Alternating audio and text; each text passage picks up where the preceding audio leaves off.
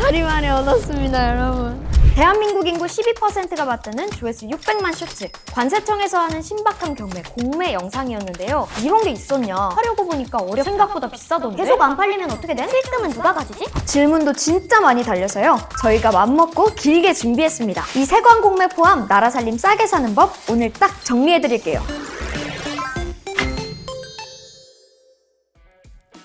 짜잔! 이 조니워커 블루! 마트에선 30만원, 면세점가 25만원짜리를요 전 관세청에서 23만원에 샀습니다. 이거 말고도 군수님이 타던 자동차? 아니면 스케일 크게 파출소도 살 수 있거든요? 이런 거 나라 재산을 일반인이 마치 경매처럼 낙찰받는 건데요. 공공기관에서 판다 해서 공매라고 하죠. 그중에 관세청에서 하는 게 세관 공매. 우선 이 위스키부터 제가 어떻게 구해왔는지 한번 가봅시다. 이날은 위스키 같은 주류만 파는 공매였어요. 술 목록은 미리 인터넷에서 확인했는데 거의 50개는 있었고 가격대는 2만원부터 100만원대까지 다양하더라고요. 저는 그중에 1인당 3병까지 입찰이 가능하다고 해서 조니워커, 그리고 발렌타인, 시바스 리갈 이렇게 3가지를 한번 입찰해볼까 합니다. 가보겠습니다. 세관에 들어가면 공매장 입장 전에 보증금을 맡기는데요. 지금은 그 서류 쓰는 중입니다. 이렇게 오늘 나온 물건들 목록을 쫙 뽑아왔어요. 여기서 중요한 게 공매 예정 가격인데요. 오늘의 최저 입찰가라고 보시면 돼요. 이것보단 높게 써내야 합니다. 제 전략은 하나는 공매 예정 가격보다 살짝 높게, 다른 건 면세가보다 좀 싸게. 시바스 리갈은 그냥 맛있대서 보증금 내고 공매장에 입장하면 촬영 금지라서요. 기억을 최대한 되살려봤습니다.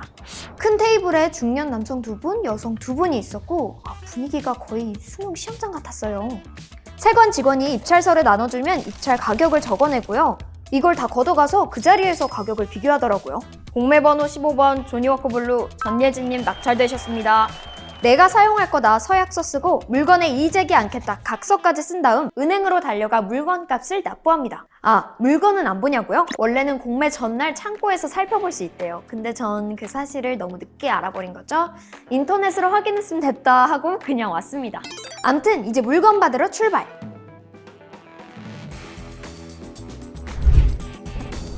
바리바리 아니 한 병도 안 될까봐 걱정했는데 제가 3병 다 낙찰된 비결! 이날이 공매 첫날이었다는 거예요. 공매는 총 6회까지 갑니다. 무슨 말이냐? 첫날 17만원에 올라온 이 조니워커 블루. 낙찰이 안 되면 다음 회차로 넘어가면서 시작 가격의 10%씩 가격이 떨어집니다. 초반에 참여하면 좀 비싸게 가져갈 테고 후반을 노린다면 싸게 살 수는 있겠지만 언제 누가 채갈지 모르는 눈치 싸움이 필요하죠.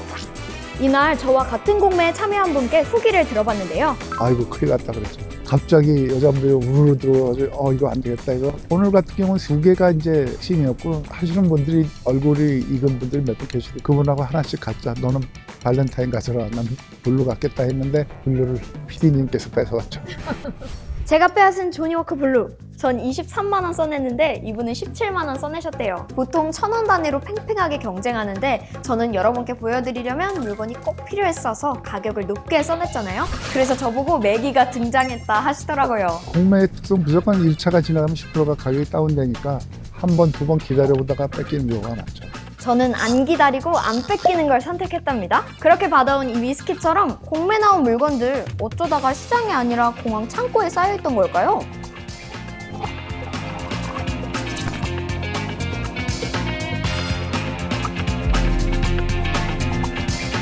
우리 왜 해외여행 갔다 돌아올 때 면세 쇼핑 한도가 있죠?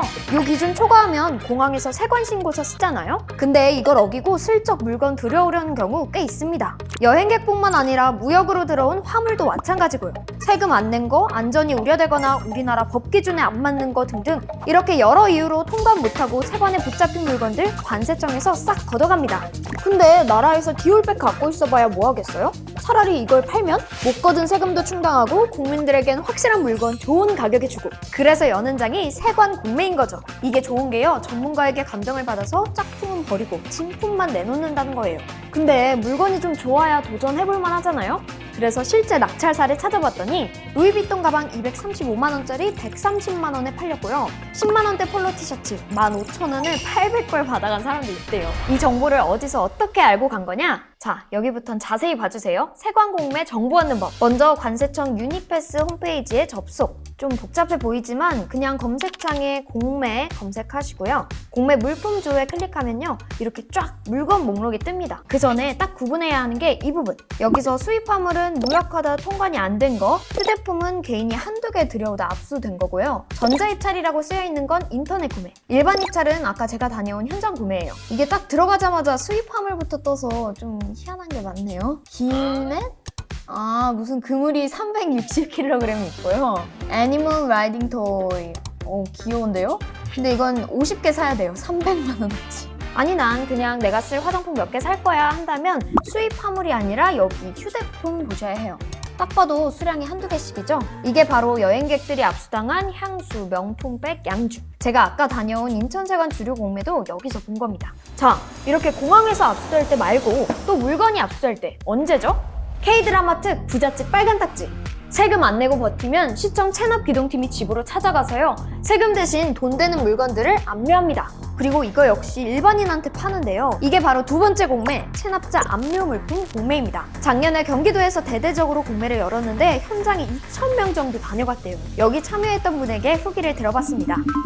일단 재밌었습니다. 사실 이런 데를 가볼 기회가 거의 없다 보니까 고려청자 같은 되게 오래된 물건도 있었고요. 진짜 무슨 조선시대에 나올 법한 그런 책들도 있었고, 대부분 아줌마들은 명품 가방에 많이 몰려있고 아저씨들은 골프채 이런 데 많이 몰려있더라고요. 고급 술이라든지 여러 가지 입찰을 해봤는데 제가 좋아하는 좀 명품 브랜드 위주로 했고요. 루이비통 여행 가방이랑 루이비통 여성 가방 이렇게 두 가지 낙찰을 받았고, 뭐 예를 들어 명품 가격이 한 500만 원이다 그러면 최저 입찰 가격은 한 50만 원? 그 정도 했던 것 같고, 저는 그거보다 한 2배, 3배 정도는 더 가격을 썼던 것 같아요. 이렇게 넓은 전시장에 종류별로 상품이 진열돼 있는데 실물을 먼저 보고 사고 싶은 걸 정한 다음 온라인으로 원하는 가격을 써냅니다. 그럼 장 마감 시점에 최고가를 써낸 사람이 낙찰되는 거죠. 본인이 갖고 싶은 물건이 있으면은 중고 시세를 어느 정도 확인을 해보고 그거보다 좀 더 저렴하게 하면은 충분히 살 수 있는 시스템인 것 같긴 해요. 여기 물건마다 직원들이 서 있거든요. 최대한 여기저기 자세히 보여달라 이야기를 하시고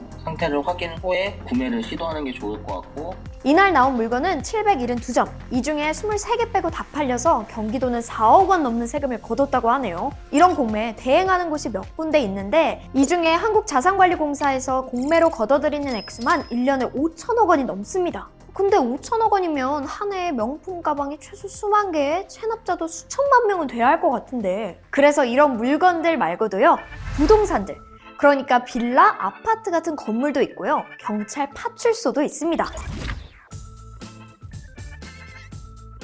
안녕하세요.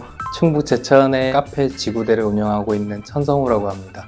카페를 오픈하기 한 2년 전에 파출소로 사용되던 거를 낙찰을 받아서 카페로 리모델링해서 운영하고 있습니다. 호출배를 무전기로 사용하고 있거든요. 주문하신 메뉴 나왔습니다. 이렇게 호출하면은 쓸 줄 아시는 분들은 네 이러면서 내려오시고 전 또 그거 보고 뿌듯해하고 좋아하셔 막 이러면서 이제 예전에 파출소 오셨던 분들이 말씀해 주시기로는 이렇게 사무실이 있었다, 이렇게 해서 고객 응대를 앞으로 이렇게 했다라고, 어떤 분들은 여기에 수갑 채워져서 매달려 있었다 술 먹고, 여기에 문을 막 열려고 하는 사람들이 있어요. 왜 술 먹고 경찰서 오시는지 모르겠는데 문을 열어달라고 막 한 잔 더 하게 해달라고 그러시는 분들이 있었어요. 경찰 전화해가지고 여기 지구대 카페인데요. 온비드는 국가 소유의 물건들을 경매로 하는 방식인데, 이런 특색 있는 거를 저렴하게 구하고자 하는 취지에서 봤는데 원하는 장소에 원하는 매물이 나오지 않는다는 특성이 있어서 한 2년은 봤던 것 같아요. 카페 차릴 건물 싸게 마련하려고 뒤졌다는 온비드, 한국자산관리공사의 공매 플랫폼인데요. 나라 살림살이 중에서도요, 더 이상 필요는 없는데 또 멀쩡해서 버리기 아까운 것들이 있겠죠? 이걸 팔고 또 빌려주기도 합니다. 저 같은 경우에는 공공임대로 낙찰을 받은 거라 1년 선세를 납입을 하고 사용 권한을 얻는 방식이에요. 계약 기간 동안. TV라면 TV인데 그 현장 답사를 이걸 낙찰받을 사람이라면 무조건 온다 생각을 하거든요. 그때 경쟁자가 있는지 보셔도 괜찮지 않을까. 제가 왔을 때는 다행히 없어서 연선세가 1,000만 원대로 기억을 하거든요. 3회 입찰 정도 됐을 때 700 몇십만 원까지 내려와서 경쟁자가 생길 수 있을까 봐 그냥 3회까지만 보고 제가 입찰을 해서 첫 경매 했는데 첫 낙찰을 같이 받았어요. 온비드라는 프로그램에서 엄청 많거든요. 밭도 있고 길도 있고 주차장도 있고 엄청 많은데 어떻게 이용을 하겠다는 생각이 정리되시는 분들이 하는 게 좋지 않을까. 예를 들면 학교에서 쓰던 태블릿, 수명을 다한 지하철 전동차, 마을회관 앞 바다뷰 땅까지 팔고요. 임대로 나온 건 한강둔치 매점 운영권 이런 게 있네요. 또 아까 세관공매나 체납자 압류 공매에서 낙찰 안 된 것들, 뭐 밀수품 이런 것들도 온비드로 모이고요. 오늘은 공매로 살 수 있는 별별 물건들 살펴봤는데요. 우리의 세금으로 굴러가는 나라. 이렇게도 곳간을 채울 수 있었네요. 세상을 굴리는 내 세금 이야기. 이번 주도 열심히 내 돈, 이 세상 굴려 보자고요.